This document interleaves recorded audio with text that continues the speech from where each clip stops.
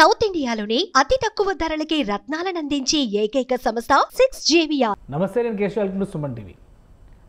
ఆంధ్రప్రదేశ్లో జోరు మీద ఉన్నటువంటి కూటమి ప్రభుత్వం, అందులో కీలక భాగస్వామి అయిన తెలుగుదేశం పార్టీ కొన్ని సంచలన నిర్ణయాలు తీసుకుంటుంది. మహానాడు కార్యక్రమాన్ని గతంలో ఎన్నడూ లేని విధంగా కడప గడ్డపైన పెట్టాలనే నిర్ణయాన్ని ఏపీ సీఎం తెలుగుదేశం పార్టీ అధినేత చంద్రబాబు నాయుడు తీసుకున్నారు.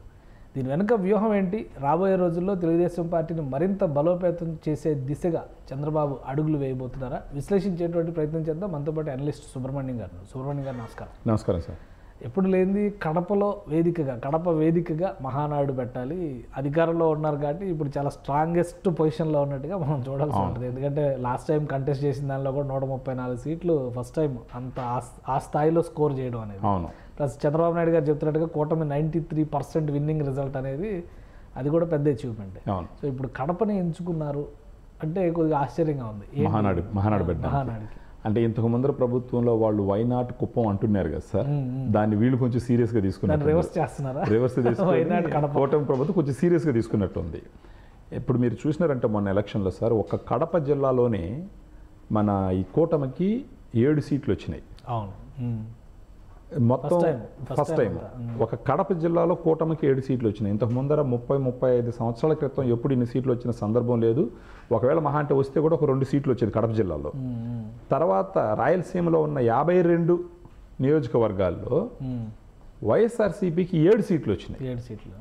వీళ్ళకి కడపలో ఒక దగ్గర 7 సీట్లు వస్తే మొత్తం 52 నియోజకవర్గాల్లో వైఎస్ఆర్సీపీకి 7 సీట్లు వచ్చినాయి. బహుశా దీన్ని తీసుకొని ఇదే ఒక మంచి సందర్భం అనేసి కూటమి ప్రభుత్వం భావిస్తున్నట్టుంది. అంటే అక్కడ ప్రజలు మూడు మారింది అనేసి అని.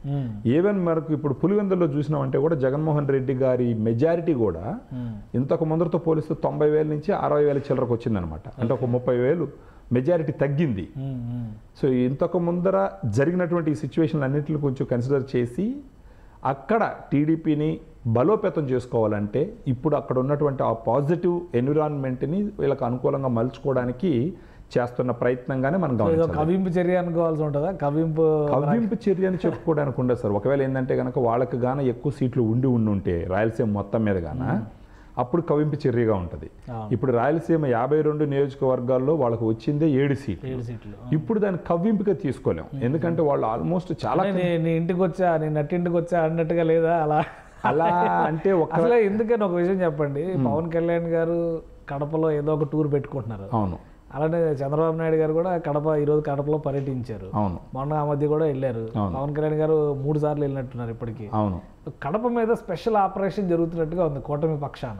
ఖచ్చితంగా సార్. ఇప్పుడు మీరు చూసినారంటే ఇటుపక్క ఉత్తరాంధ్ర, కోస్టల్ ఏపీ, తర్వాత ఇటుపక్క నెల్లూరు, ఇటుపక్క మీరు చూసినారంటే ఇప్పుడు కృష్ణా జిల్లా, గుంటూరు జిల్లా, ఈ వైజాగ్ దాకా చూసినారంటే అంతో ఎంతో బలోపేతంగా కూటమి ఎప్పుడూ ఉంది. కానీ వాళ్ళకి ఛాలెంజింగ్ సిచ్యువేషన్ వచ్చి రాయలసీమ. ఫస్ట్ టైం రాయలసీమలో ఇన్ని సీట్లు రావడము, వాళ్ళు ఘోరంగా కిందకి పడిపోవడము, ఈ మూడ్ ఆఫ్ రాయలసీమని వీళ్ళకి అనుకూలంగా మార్చుకోవడం కోసం అక్కడికి వెళ్ళి ఈ మీటింగ్ పెడితే అక్కడ ఉన్న వైఎస్ఆర్సీపీ కార్యకర్తలకి మనోధైర్యం ఇంకా దెబ్బతింటుంది. అక్కడ ఉన్నటువంటి కూటమి కార్యకర్తలకి మనోధైర్యం ఇంకా పెరుగుతుంది, జోష్ వస్తుంది. ఆ ఇంపాక్ట్ కొంచెం న్యూట్రల్ ఓటర్స్ ఉంటారు కదా సార్, వాళ్ళ మీద పడుతుంది. సరే వైఎస్ఆర్సీపీ గవర్నమెంట్ పని అయిపోయింది కదా అని చెప్పేసి ఆ పార్టీలో ఉన్న కొంతమంది ఉంటారు కదా, వాళ్ళందరూ కూడా పాజిటివ్గా తిరుక్కునేదానికి అవకాశం ఉంటుంది. ఈవెన్ మీరు డెవలప్మెంట్ పరంగా చూసినారంటే కూడా అటుపక్క ఓర్వకల్లు దగ్గర, కర్నూలు దగ్గర, ఇంతకు ముందర కియా తీసుకొచ్చి అనంతపూర్ దగ్గర, సో ఒక ప్లాంట్ గానే మ్యానుఫ్యాక్చరింగ్ ఇండస్ట్రీలో అటువైపు ఉత్తరాంధ్రకేమో 3.5 లక్షల కోట్ల ఇన్వెస్ట్మెంట్స్ వచ్చినాయి. అవును. ఇటు రాయలసీమలోనేమో దాదాపు 1.5-2 లక్షల కోట్ల ఇన్వెస్ట్మెంట్స్ రాయలసీమ వైపు కనిపిస్తుంది. అవును. మిడిల్ పార్ట్ లో కనిపిస్తుంది ఓన్లీ ఆ పోలవరం, ఇటువైపు అమరావతి కనిపిస్తుంది. అవి ఇంకా ముందుకెళ్తే అవును, అవి పూర్తయితే ఇక్కడ వాళ్ళకి కొంచెం మేలు జరుగుతుంది.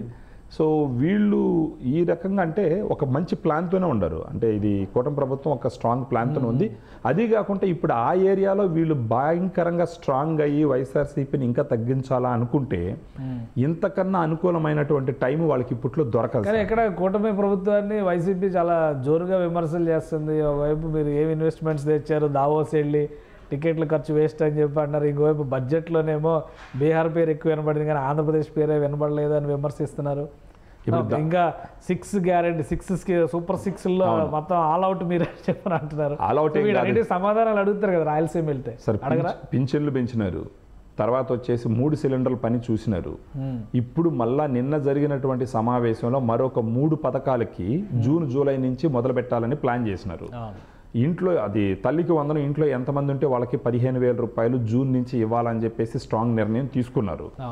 మహిళలకి ఫ్రీ బస్సు కూడా తొందరలో జూన్ జూలై నుంచి మొదలు పెట్టాలని ఉగాది నుంచి. తర్వాత వచ్చేసి అన్నదాత సుఖీభావ కూడా సెంట్రల్ గవర్నమెంట్ ఇచ్చే డబ్బులతో పాటు 20,000 రూపాయలు కూడా ట్రాన్స్ఫర్ చేయాలని జూన్ జూలై నుంచి ప్లాన్ చేసినారు.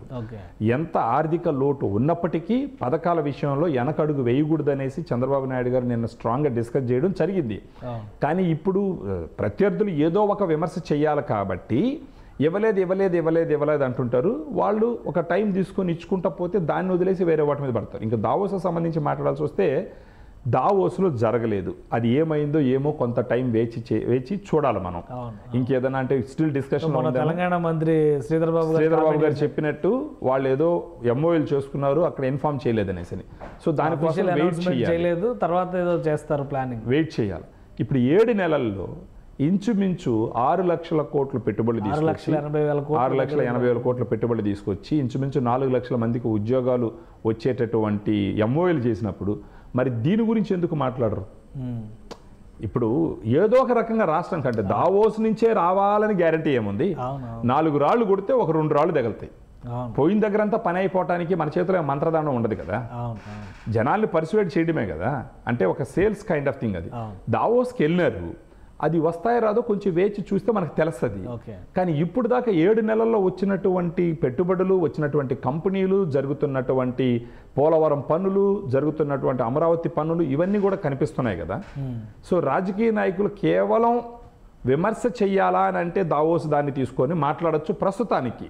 ఒకవేళ శ్రీధర్ బాబు గారు చెప్పినట్టు అయ్యేన రేపు బయట పెట్టినారంటే అప్పుడు అది కూడా పక్కకు పోతుంది. ఇప్పుడు సూపర్ 6 అంటున్నారు, కొన్ని చేసినారు, ఇంకా కొన్ని చేయబోతున్నారు. ఇప్పుడు వాళ్ళు 7 నెలలు అయ్యింది. ఇప్పుడు అంతకు ముందర ప్రభుత్వంలో కూడా 5 సంవత్సరాలు తల్లికి వందనం ఇవ్వలేదు కదా, 250 రూపాయలు పెంచారు కదా పెన్షన్లు. అదే సంవత్సరానికి 250 రూపాయలు. ఇక్కడ కూడా గమనించాల్సింది ఏంటంటే ప్రజలు గమనిస్తుంటారు సార్, పింఛన్లు ఈరోజు 4,000 రూపాయలకు వచ్చినాయి అంటే కేవలం చంద్రబాబు నాయుడు గారి దయ వల్లనే ఈరోజు 4,000 రూపాయలు పింఛన్లు వచ్చినాయి. వికలాంగులకు 6,000, 10,000, 15,000 కూడా పోయినాయి. ఇది గమనించాల్సింది ఏంటంటే పోయినసారి 19 ఎలక్షన్ల ముందర 1,000 రూపాయల నుండి 2,000 ఒకేసారి చేసింది చంద్రబాబు నాయుడు గారు. ఆయన 2,000 చేసినారు కాబట్టి ఈయన 3,000 చెప్పి కండిషన్స్ అప్లై అన్నట్టు పెట్టి ఆ 3,000ను కూడా ఇమ్మీడియట్గా పెంచుకుంటా ఎవరు జగన్మోహన్ రెడ్డి గారు. జగన్మోహన్ రెడ్డి గారికి ప్రజల మీద అంత ప్రేమ ఉంటుంది, ఆయన ఎప్పుడు ఇచ్చేస్తాడని అంటుంటారు కదా. ఓకే, నేను పూర్తిగా అనట్లేదు. ఇది ఒక్కదాన్ని ఎగ్జాంపుల్ తీసుకుంటే 2,000ని 3,000 చేయడానికి 4 సంవత్సరాల టైం ఎందుకు తీసుకున్నాడు?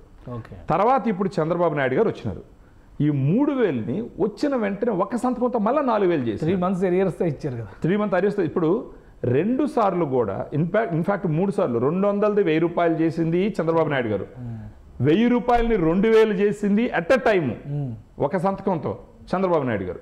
మళ్ళా 2,000ని 3,000 చేయడానికి 5 సంవత్సరాలు తీసుకున్నది జగన్మోహన్ రెడ్డి గారు.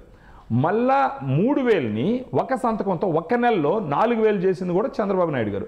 సో పింఛన్ తీసుకునే ప్రతి వ్యక్తి ఈరోజు 4,000 తీసుకుంటున్నారంటే ఆ 4,000 రీచ్ అవ్వడానికి 90% కర్త కర్మ క్రియ చంద్రబాబు నాయుడు గారు. ఇది మర్చిపోకూడదు, మర్చిపోతే వాళ్ళకి తినేది కూడా అరగదు ఖచ్చితంగా. కానీ అంటే ఒకటి మహానాడు పెట్టడం ద్వారా ఇప్పుడు ఆల్రెడీ ఇన్వెస్ట్మెంట్స్ విషయంలో చాలా అంశాలని రాయలసీమ మీద ఫోకస్ చేశారు. అటు శ్రీ సిటీ దగ్గర నుంచి క్రిస్ సిటీ దగ్గర నుంచి ఇటు ఓర్వకల్ సెజ్ వరకు పెద్ద ఎత్తున ప్రమోషన్స్ చేస్తూ వస్తున్నారు. సో ఈ రాయలసీమ డెవలప్మెంట్ ప్రొజెక్ట్ చేయడం కోసమే మహానాడుని అక్కడ వేదిక జరిగింది. ఎందుకంటే మే 27, 28, 29 3 రోజులు ఎన్టీ రామారావు గారి బర్త్డే జరిగే టైంకి 27, 28, 29 బహుశా 3 రోజులు ఒక జాతర రేంజ్లో జరుగుతుంది. సో ఈసారి కడపని ఎంచుకోవడం వలన ఈ డెవలప్మెంట్ను ప్రొజెక్ట్ చేయడం అవతలి పక్షానికి ఒక బలమైన సవాల్ని విసరడం, ఈ 2 కాంబినేషన్గా చూడొచ్చా? ఖచ్చితంగా ఉంటుంది సార్. ఎందుకంటే కర్నూలు జిల్లా, అనంతపురం జిల్లాకు సంబంధించి, పాత జిల్లాలకు సంబంధించి మీరు చూసినారంటే అంతో ఎంతో తెలుగుదేశం ప్రభుత్వం యొక్క ప్రాబల్యం ఉంది. వీళ్ళకి లేనిదంతా కడప జిల్లా. 20, 30, 35 సంవత్సరాల క్రితం నుంచి 2 సీట్లకి మించి రాని సందర్భం. ఫస్ట్ టైము 7 సీట్లు వచ్చినాయి కడప జిల్లాలో. ఈ పాజిటివ్ ఎన్విరాన్మెంట్ని ఫేవర్గా తీసుకొని అక్కడికి వెళ్ళి ఇంకా బలోపేతం అవ్వడానికి చేసే ప్రయత్నంగానే దీన్ని చూడాలా. పైపెచ్చి ఇప్పుడు రాయలసీమలో వీళ్ళు తీసుకొచ్చి పెడుతున్నటువంటి కంపెనీలు వీళ్ళు ఫోకస్ చేస్తున్నట్టు దగ్గదట్టు కదా సార్, ఇక్కడ ఎయిర్పోర్ట్ ప్లానింగ్ ఒకటి, తర్వాత కడప జిల్లాలో కూడా ఇంకొక ఇండస్ట్రియల్ కారిడార్ కొప్పర్తి. ఈ కొప్పర్తి దాన్ని కూడా పెట్టి కొప్పర్తి దానికి సెంట్రల్ గవర్నమెంట్ దాదాపు 6,000 కోట్లు శాంక్షన్ చేస్తుంది. ఏదో national industrial park development scheme కింద ఎన్ఐడిటీనే ఎన్ఐసిటీ అనుకుంటా, నేషనల్ ఇన్ఫ్రాస్ట్రక్చర్ కారిడార్ కింద తీసుకుని 6,000 కోట్లు ఇన్వెస్ట్ చేయబోతుంది. హ్యాండ్ ఓవర్ చేయమని, ల్యాండ్ హ్యాండ్ ఓవర్ చేయమని సెంట్రల్ గవర్నమెంట్ ఒక లెటర్ రాసిందని కూడా చెప్పడం జరిగింది.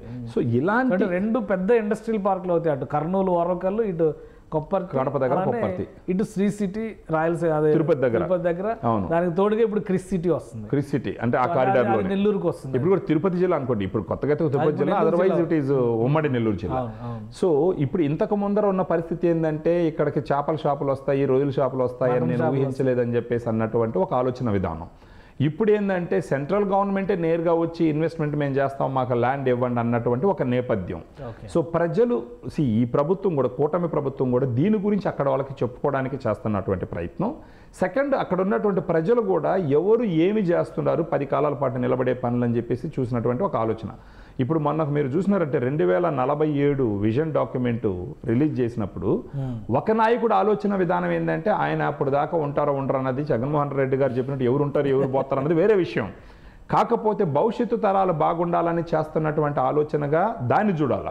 విజన్ అనేది ఒక మొక్క పెంచడం లాంటిది, దాన్ని అవగాహన లేకపోతే ఏం చేయలేం.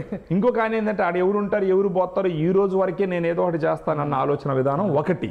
ఈ 2 ఆలోచనలకి ఏ ఆలోచన భవిష్యత్తు తరాలకి మేలు చేస్తుందని నిర్ణయించుకోవాల్సింది ప్రజలు. సో వీటన్నిటిని ఒక మహానాడులో ప్రజల ముందర పెట్టేటువంటి అవకాశం. ఇప్పుడు ఆ మహానాడు ఒకదాన్ని తీసుకొని వీళ్ళు చేస్తున్నటువంటి పనులు ఇంతకు ముందర వాళ్ళ గవర్నమెంట్లు అక్కడ చేసినటువంటి పనులు కంపేర్ చేస్తూ చెప్పుకునేటటువంటి ఒక అవకాశం దొరుకుతుంది. ఇప్పుడు 7 సీట్లు వచ్చినాయి, నెక్స్ట్ ఇంకా కూడా ఎక్కువ తీసుకొని ఈవెన్ ఇప్పుడు స్థానిక ఎన్నికల్లో కూడా, ఇప్పుడు రాబోయే స్థానిక ఎన్నికల్లో కూడా పులివెందల్లో కడపలో కూడా అంతా స్ట్రైక్ రేటు పెంచుకోవాలని చేస్తున్నటువంటి ఒక ప్రయత్నంగా దీన్ని మనం కన్సిడర్ చేసుకోవాల్సిన ఒక ఈవెంట్గా చూడొచ్చు. రైట్, థ్యాంక్ యూ సుబ్రహ్మణ్యం గారు. ఇది కడపలో ఫోకస్ పెట్టింది కూటమి నాయకత్వం మొత్తం కూడా. తెలుగుదేశం పార్టీ మహానాడుకి సన్నద్ధమవుతుంది. మే నెలలో జరిగేటువంటి మహానాడుకి కడపను వేదిక చేయాలని చంద్రబాబు నాయుడు ఆల్రెడీ డిసైడ్ చేశారు. అదేవిధంగా ఉప ముఖ్యమంత్రి పవన్ కళ్యాణ్ కూడా తరచూ కడప జిల్లాలో పర్యటనలు చేయడం అనేది ఆసక్తికరంగా మారింది. కూటమి ప్రభుత్వం తీసుకొచ్చినటువంటి ఇన్వెస్ట్మెంట్స్లో మేజర్ షేర్ వెనుకబడిన ప్రాంతాలు రాయలసీమ, ఉత్తరాంధ్రలపైనే ఫోకస్ పెడుతూ ఈ 7 నెలల్లో తెచ్చినటువంటి ఇన్వెస్ట్మెంట్స్, ఈ 7 నెలల్లో సాధించినటువంటి అచీవ్మెంట్స్, వీటన్నిటినీ కూడా ప్రజల ముందర పెట్టేటువంటి క్రమంలోనే మహానాడు ఒక వేదిక అవుతుందని సుబ్రహ్మణ్యం గారు విశ్లేషిస్తున్నారు. ఇది స్పెషల్ డిస్కషన్. Keep watching.